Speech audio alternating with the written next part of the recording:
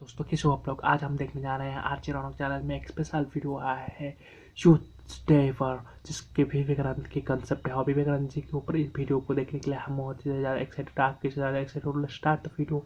उनके वीडियो की main channel के डिस्क्रिप्शन लिंक में है, उनको जाकर सब्सक्राइब कीजिए, देखिए और चलते हैं रिएक्शन देने के लिए। Let's start. भारत की जो सबसे बड़ी यूएसपी है उनमें से एक है भारत का यूथ पॉपुलेशन। स्टैटिस्टिक्स के हिसाब से इंडिया दुनिया के यंगेस्ट देशों में से एक है और इसी यूथ एनर्जी को, युवा शक्ति को सेलिब्रेट करने के लिए हम मनाते हैं युवा दिवस यानी यूथ डे। इंडियंस को ये खास दिन तोहफे में दिया है जिस संत ने, उनका नाम है स्वामी विवेकानंद। आज हम आपको बताएंगे 3 वजह जो स्वामी विवेकानंद जी को विश्व गुरु भारत का चेहरा बनाती हैं। ये वीडियो अगर आपको पसंद आए तो इसे अपने दोस्तों से जरूर शेयर करिएगा।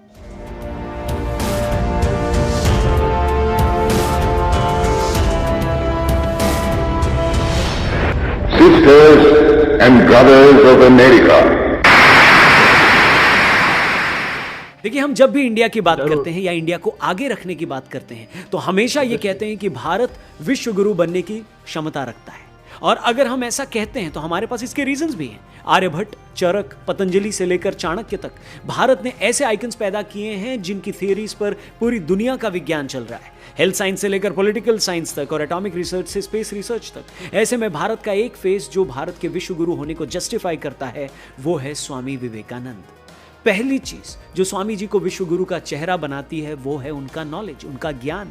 विवेकानंद जी ने बचपन में ही बहुत सारा नॉलेज इकट्ठा किया था और करते भी क्यों ना। जिनके पास रामकृष्ण परमहंस जैसा गुरु हो, उनके पास ज्ञान की कमी क्यों होगी। छोटी उम्र में ही स्वामी विवेकानंद जी ने वेद, वेदांत, उपनिषद और दूसरे हिंदू धर्म के शास्त्रों को पढ़ लिया था और पढ़ ही नहीं लिया था बल्कि अपने अंदर इम्प्लांट कर लिया था। इसके साथ ही उन्होंने भारत में रहने वाले दूसरे धर्मों को भी बहुत ध्यान से पढ़ा था। अगर हिंदू धर्म या सनातन धर्म की बात करें तो विवेकानंद जी ने उसको इतना डीपली स्टडी किया था कि कोई भी व्यक्ति हिंदू धर्म की बात पर उनसे डिबेट कर सकता था। जब हम स्टडी की बात करते हैं तो उसका मतलब सिर्फ पढ़ना नहीं होता, उसको पढ़ना, समझना और अपने अंदर ढाल लेना होता है। सनातन धर्म दुनिया का सबसे पुराना धर्म है। हजारों सालों के इतिहास में सनातन धर्म को कई तरीकों से लिखा गया है, कभी कहानियों के माध्यम से, कभी कविता या श्लोक के, तो कभी सिर्फ मुंह से कहकर। इनमें से कई बातों में मतभेद भी हैं। स्वामी जी ने ये सब पढ़ा और कई मतभेदों को गलत भी साबित किया। इसके साथ साथ विवेकानंद जी एक कंटिन्यूस ट्रैवलर रहे जो दुनिया भर में घूम घूम कर वहां के कल्चर और रिलीजन को स्टडी करते रहे, जिसकी वजह से उनके नॉलेज का जो रेडियस था वो रोज बड़ा हो रहा था। तो अगर भारत की सनातन परंपरा से एक ऐसा नाम लेना हो जिसको सनातन धर्म और संस्कृति का इतना ज्ञान हो और दुनिया के सामने वो सनातन का चेहरा बन सके, तो स्वामी विवेकानंद जी का नाम सबसे पहले आता है। स्वामी विवेकानंद को विश्व गुरु का चेहरा बनाने वाली दूसरी बात है उनका कम्युनिकेशन और उनकी ओरेटरी।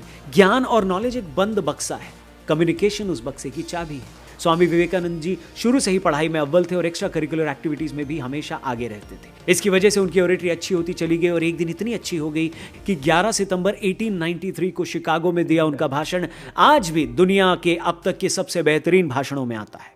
मौका था विश्व धर्म संसद का, जिसमें भारत की तरफ से जो दमकता हुआ व्यक्ति वहां गया था उसका नाम था नरेंद्र नाथ दत्त यानी स्वामी विवेकानंद। भाषण में उनके पहले सेंटेंस पर ही 2 मिनट तक तालियां बजती रहीं और उनके स्पीच के खत्म होने तक दुनिया के सामने हिंदू धर्म और भारत का एक नया चेहरा एस्टैब्लिश हो चुका था। अब इसको जादू न कहें तो किसको कहें। स्पीच से पहले भारत और हिंदू धर्म दोनों का दुनिया के सामने कोई खास महत्व नहीं था, लेकिन कुछ मिनट में ही पूरी दुनिया ने भारत के ग्लोब पर होने और हिंदू धर्म को दुनिया के मार्गदर्शक धर्मों में से एक होने को एक्सेप्ट किया। इस भाषण में उन्होंने न सिर्फ सनातन धर्म के बारे में बताया बल्कि ये भी बताया कि किस तरह भारत की धरती और सनातन धर्म ने दुनिया के दूसरे रिलीजन्स और कल्चर्स को अपने साथ मिला लिया है। सनातन धर्म का जो चेहरा उन्होंने शिकागो में दिखाया था, आज तक वही चेहरा, वही रिस्पेक्ट और वही ग्रेस सनातन धर्म को पूरी दुनिया में मिलता है। और वो तीसरी वजह जो स्वामी विवेकानंद जी को बनाती है विश्व गुरु का चेहरा, वो है उनकी अपनी जिंदगी।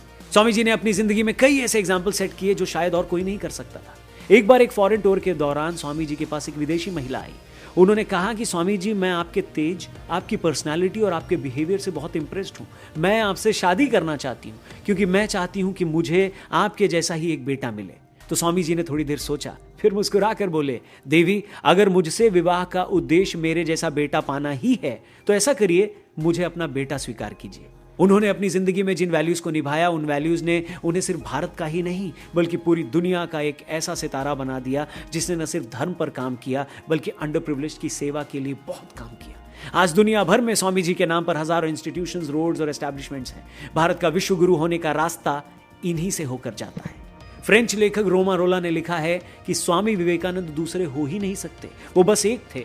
वो एक घटना को याद करते हुए कहते हैं कि उनके ऑरा को देखकर हिमाचल यात्रा के दौरान एक यात्री ने उन्हें शिव कहकर संबोधित किया था। तो दोस्तों, युवा दिवस पर सिर्फ स्वामी विवेकानंद जी का नाम लेने या फिर उनकी फोटो पर माला चढ़ाने से कुछ नहीं होगा। आइए हम सब कोशिश करते हैं कि उनकी नॉलेज, उनकी कम्युनिकेशन और उनके चरित्र का एक छोटा सा हिस्सा हम अपने अंदर भी ला सकें।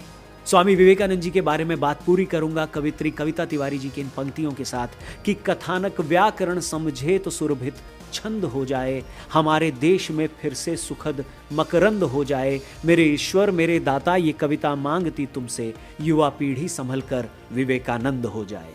थैंक यू वेरी मच ये वीडियो को पूरा देखने के लिए। वीडियो अगर आपको पसंद आई हो तो इसे अपने दोस्तों से जरूर शेयर करिएगा। अपना ख्याल रखिए। जय हिंद। जय हिंद।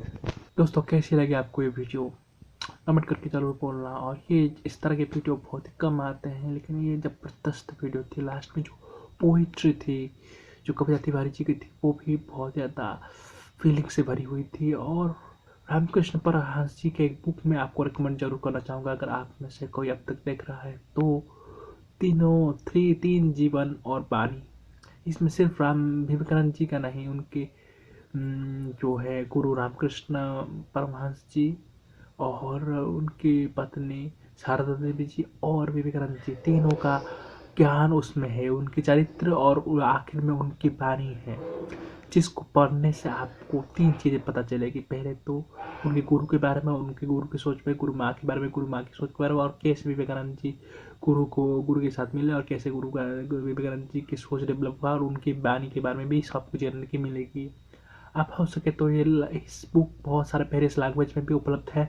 अगर आप चाहते हो तो वेरियस लैंग्वेज में भी आप पढ़ सकते हैं। इंग्लिश, हिंदी, उर्दू, फारसी, उड़िया, बंगाली, बहुत सारे लैंग्वेज में है। आप जहाँ पर चाहो आप उसके जो रामकृष्ण मिशन है उस पर मिल जाएगा। आप चाहो और उनको कंटेक्ट करो, वो बहुत ही इम्पोर्टेंट बुक है। और इस तरह के वीडियो देखने के लिए मेरे चैनल सब्सक्राइब करो। Thank you for watching.